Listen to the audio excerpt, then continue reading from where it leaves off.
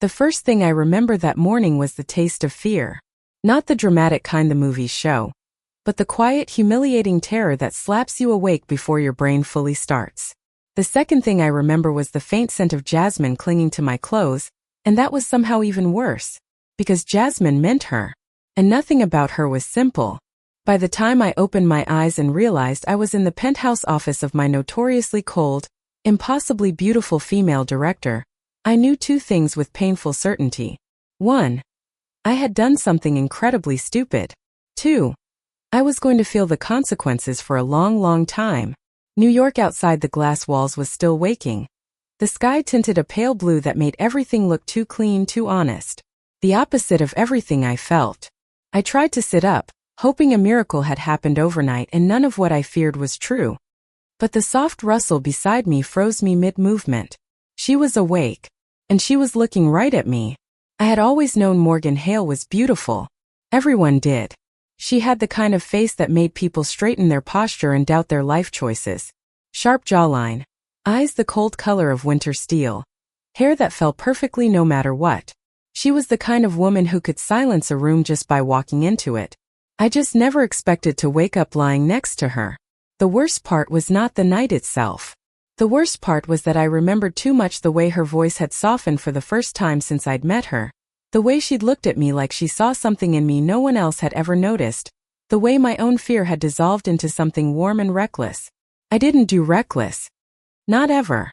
Yet here I was, sitting up in yesterday's shirt, praying to every god that she wouldn't speak. "Good morning, Elena." Her voice was quiet, controlled, the kind that should have reassured me but absolutely didn't. "And morning," I breathed, my throat embarrassingly tight. She just watched me, expression unreadable.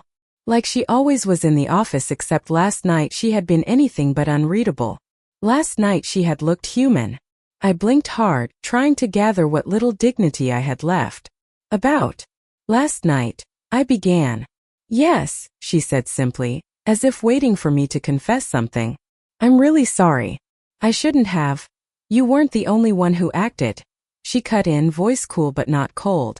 "And you weren't the only one who decided to stay."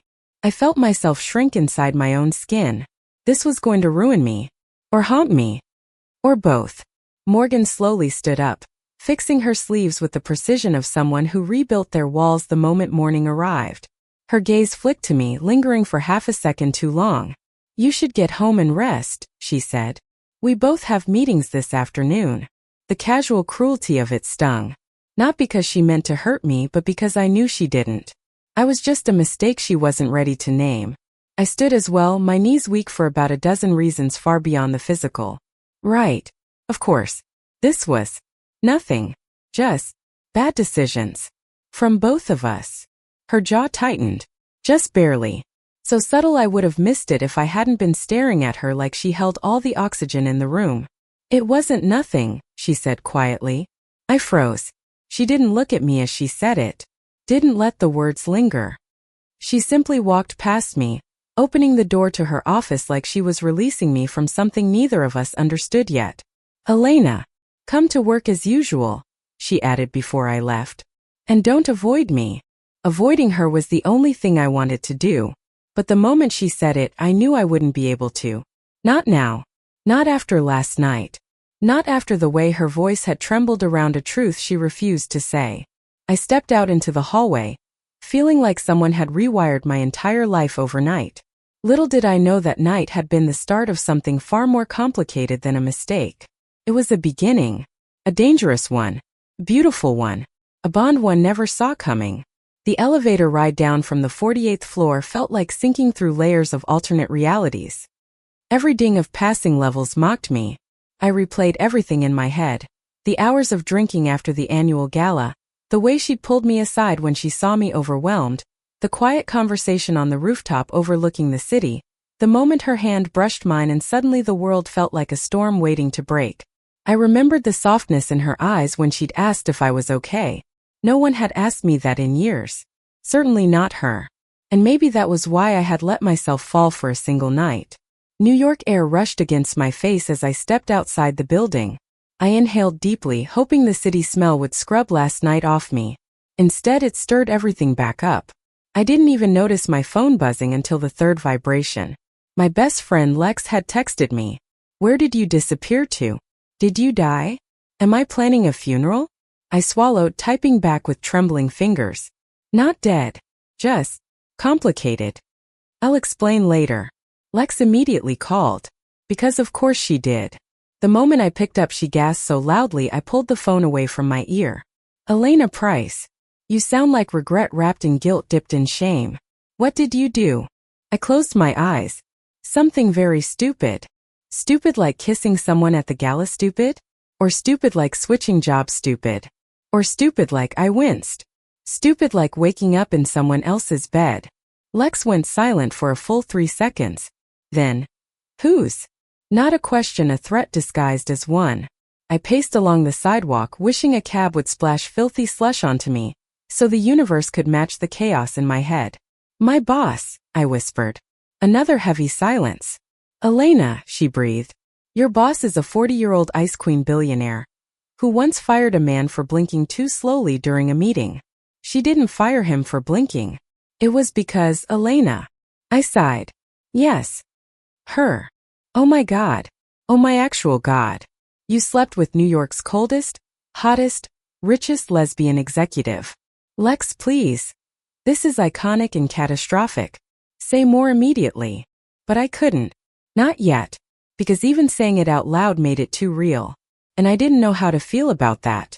I walked the next 10 blocks home in silence, phone pressed to my chest, heart twisting in ways I didn't understand. I didn't avoid the office for long. Partly because avoiding Morgan Hale was impossible, and partly because she had told me not to.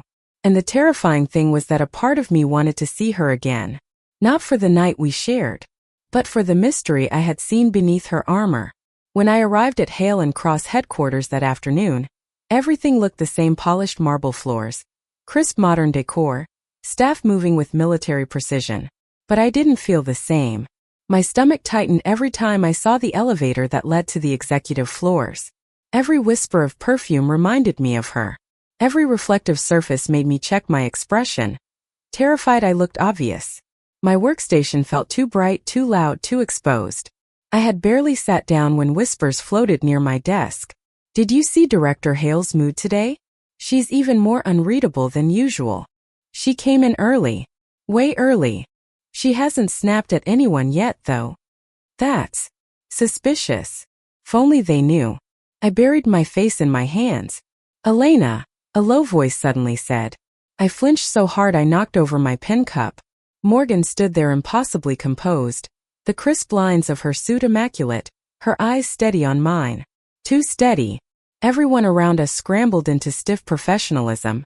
Director Hale, I said, voice cracking like a 13-year-old boy. May I speak with you? My pulse skyrocketed. She turned and led the way without waiting for an answer. Of course she didn't wait. Morgan Hale didn't need permission. She was permission. I followed her into a smaller glass-walled conference room, praying no one noticed how my legs trembled. She shut the door quietly. Not coldly. Just carefully. Elena, she began, folding her hands on the table. About last night. My lungs froze. No, not here, not at work, not. I understand if you're overwhelmed, she said. I didn't intend for anything to happen. But it did. And I refused to treat you as though you were a mistake. My eyes stung.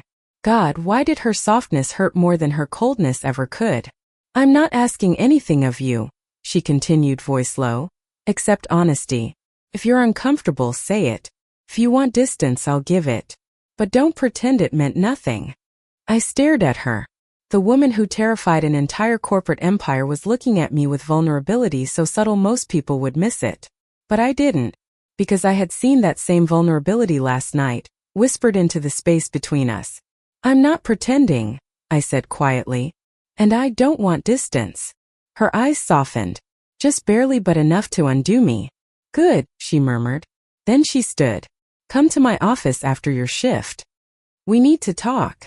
The words should have scared me. Instead, they warmed something deep in my chest. I think that was the moment I realized I was already entangled. And she was too. Not just in a mistake, but in something fragile, dangerous, and real. Something neither of us knew how to name yet. Morgan's office always felt like another world, an elevated glass kingdom that watched the entire city blink beneath it. But that evening when she told me to come after my shift, it felt like I was walking toward something far more dangerous than a workplace conversation. I tried to stay calm the entire afternoon, but calmness dissolved the moment the elevator dinged on the executive floor. My palms were sweating, my heartbeat unsteady. Every step toward her office felt rehearsed and wrong, like I wasn't meant to be there, like the universe would catch me trespassing at any moment. Her assistant looked up when I approached. "She's expecting you," the assistant said, tone neutral but eyes too observant. Great. Just what I needed. Rumors were probably already brewing somewhere on the lower floors. I knocked once on Morgan's door, but it opened before my knuckles touched the wood. She stood inside, still in her tailored black suit, but she had removed her earrings and undone the top button of her shirt. The smallest signs of exhaustion or vulnerability softened her entire presence. "Elena." Her voice held warmth that other people never heard from her. I stepped inside, unsure of where to stand, but she gestured to the couch near the massive floor-to-ceiling windows. Not the chair across from her desk. Not the cold, professional space she used with everyone else. The couch. This was personal. I sat, my hands clasped tightly together. Morgan closed the door behind us. I swear the sound echoed through my bones. She sat opposite me, one leg crossed elegantly, her gaze steady, almost studying me. "I know this is uncomfortable," she began, "but we can't ignore it." I nodded, swallowing. She leaned forward slightly, elbows resting on her knees. "Are you afraid of me, Elena?" Of all the questions, that one hit me the hardest. "Not in the way you think," I whispered. Her brows pulled together just a little. "Then in what way?" I let out a shaky breath. "You're intimidating. And powerful. And impossible to read. But I'm not afraid you'll hurt me professionally. I'm afraid of." I looked at her, eyes meeting steel. "I'm afraid of whatever this is." Something flickered in her gaze, recognition, relief, maybe even a little fear of her own. "You're not alone in that," she said softly. The room went quiet. New York glowed behind the windows, as if the city itself was holding its breath with us. She took a slow, controlled breath. "Last night wasn't planned. It wasn't a strategy. And I'm not letting it become something that threatens your job or your safety here." A pause. "But I also won't lie about what I felt." My chest tightened. "What did you feel?" For once, Morgan didn't try to compose herself. She didn't look away. She didn't hide behind her usual precision. "You," she said simply. "I felt you. The real you. And I haven't let myself feel anything for anyone in a very long time." The honesty in her voice nearly broke me. "I don't know where this goes," she continued. "I don't know if it should go anywhere. But I can't pretend it didn't matter." Neither could I. I swallowed, my voice barely audible. "I don't want to pretend either." She exhaled quietly, the kind of breath someone takes when they've been holding themselves together for too long. "Elena," she said, leaning closer, "I don't want you to think you owe me anything. Not your time, not your affection, not some kind of undefined relationship. Do you want something?" I asked, surprising myself with the boldness. Morgan froze. A single heartbeat passed. Then another. "Yes," she answered softly, against all logic and all good judgment. "Yes, I do." I couldn't believe how much that one word unraveled inside me. She stood then, slowly offering a hand. "Walk with me for a moment." Her tone was calm, but something electric pulsed beneath it. I rose, placing my hand in hers. Her fingers curled around mine, instinctively, barely a touch. A whisper of connection, but it was enough to steal my breath. She opened a side door I had never noticed before. It led to her private balcony overlooking the city. The winter air rushed in, crisp and biting, but Morgan stepped out like the cold didn't dare touch her. The city lights reflected off the glass towers around us, painting her silhouette in soft gold. She looked less like the untouchable executive and more like a woman carrying too many secrets. "Elena," she said, her breath visible in the air. "I've spent years building walls so tall I don't even remember what's behind them. Last night you slipped through a part one didn't realize was still open." I stepped closer to her. "Do you regret it?" Her answer came instantly. No, and suddenly the world felt too small for the emotions between us. She turned to face me fully. But I am worried. For you more than myself. Rumors in this company spread like wildfire. And I will not let you become a target. I'm already a target, I said softly. People talk. A lot. Even before this. That's different. Her jaw tightened. This is my fault, not yours. It's not fault, I whispered. It's connection. Her eyes softened in a way I had never seen in the office. Elena. Why you? It wasn't insecurity. It wasn't doubt. It was disbelief, the kind of question someone asks when they've spent a lifetime being unreachable. Because, I said gently, you're human. Even if you don't let anyone see it. For the first time, Morgan didn't hide. She looked at me with an expression raw enough to hurt, longing wrapped in restraint. Elena, she murmured. If we walk down this path, there won't be a way back. I don't want to go back, I said before I could think. Her breath hitched. It was the smallest sound, but it shattered something between us. She stepped closer, close enough that the cold air around us warmed. I shouldn't do this. But you want to, I whispered. She closed her eyes for a moment, as if gathering herself. When she opened them again, all the steel had melted into something devastatingly tender. Yes, she breathed. Her hand rose slowly, hesitantly, brushing a strand of hair behind my ear. Her fingers lingered against my skin, and my heart threatened to break free from my chest. Elena, she said, voice barely audible, tell me to stop. I can't, I whispered. Her forehead touched mine, not a kiss. Not quite, but a moment suspended on the edge of something irreversible. Then her phone buzzed sharply. She pulled back, all softness turning instantly into businesslike composure. But the vulnerability was still there, hidden between her breaths. I have to take this, she murmured. But, stay for a minute, please. Those last words were quiet, almost pleading. She stepped aside to answer her phone, her tone controlled again, the cold director returning like armor slipping back into place. I watched her, how effortlessly she commanded power, how quickly she put away every trace of emotion. But I had seen through her. I had seen the woman beneath the frost. When she ended the call, her expression had changed. Not colder, heavier. She walked back toward me slower than before. I didn't want you to hear this yet, she said, voice tight. But there are complications. My stomach dropped. What kind of complications? Her eyes lifted to mine, and for the first time I saw fear there. Elena, someone knows. The balcony railing dug into my palm as I grabbed it for support. Knows about the gala? About us. A slight nod. Who? I whispered. I don't know yet, she said. But they sent a message to my private line. A photo. Of us on the rooftop. Before everything happened. Cold washed through me. But nothing happened on the rooftop, I said quickly. We were just talking. Yes, Morgan replied. But to people who want a scandal, even talking is enough. The city noise below felt suddenly distant, muffled, like we were trapped in a snow globe far above reality. Morgan stepped closer, her voice low and steady. I need you to trust me. Whatever happens next, I will protect you. My throat tightened. Are you sure you can? Her gaze hardened with determination. I can. And I will.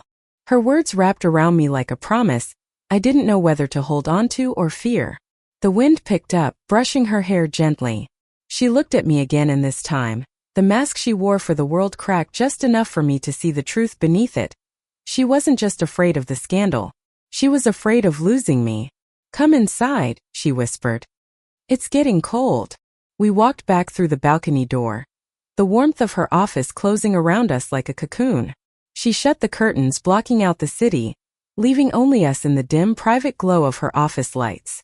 Elena, she said softly, there are choices we both have to make now. Hard ones. I turned to her, heart pounding. Tell me the truth. Do you regret that night because of the complications? She looked at me like I was the only steady thing in her world. No, she said firmly.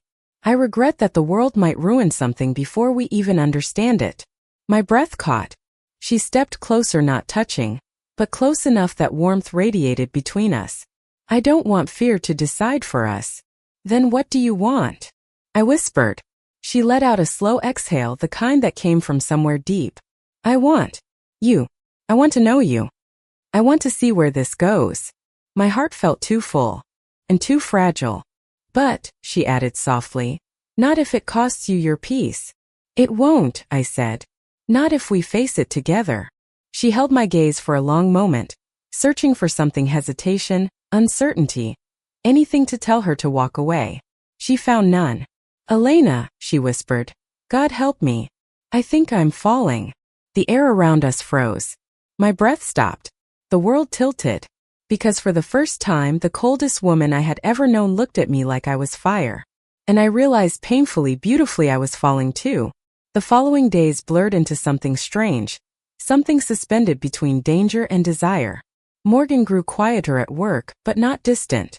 Her eyes always found mine when no one was looking, lingering just long enough to say everything we couldn't out loud. Yet beneath that tenderness lived a tension humming like a wire pulled too tight, the threat of the unknown sender hovering above us. By Thursday, the pressure cracked. Morgan called me into her office just before lunch.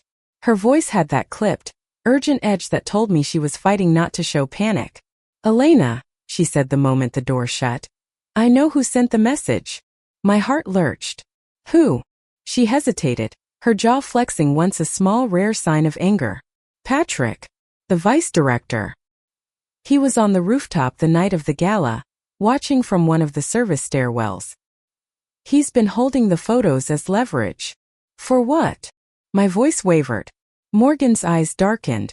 For my position. He wants the board to reconsider appointments next quarter.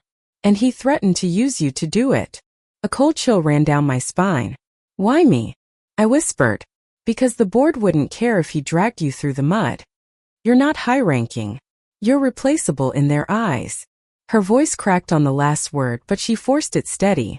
To them, you're an easy target. I swallowed hard, fear prickling my skin. So what do we do? Morgan looked at me, really looked at me, her expression shifting from steel to something fierce, protective. We don't play by his rules. She took a step closer. Another. Until her presence wrapped around me like a shield. Elena, she said softly, I will not let anyone hurt you. Not for a second. Even if it costs you your job? I asked. She exhaled slowly. A title isn't worth losing myself. It hit me then, the quiet truth beneath her calm exterior. She'd spent years carving herself into someone the world respected but never truly loved. And now she finally had something, someone worth risking that armor for. Tell me what you need me to do, I whispered. Just stay with me, she said. Stay honest. Stay brave. I'll handle the rest. And somehow I believed her. The showdown came faster than expected. The next morning, Morgan asked me to accompany her to the conference room on the executive floor. My stomach twisted, but she squeezed my hand before we walked in. You're not here to defend yourself, she whispered. You're here because the truth doesn't scare us. Her words settled my racing heart. Inside, Patrick was already seated, his smug expression barely hidden behind professional courtesy. The board members sat on either side of the long table, their faces unreadable. Morgan opened the meeting with her usual calm, but something about her tone carried a quiet warning, a blade behind silk.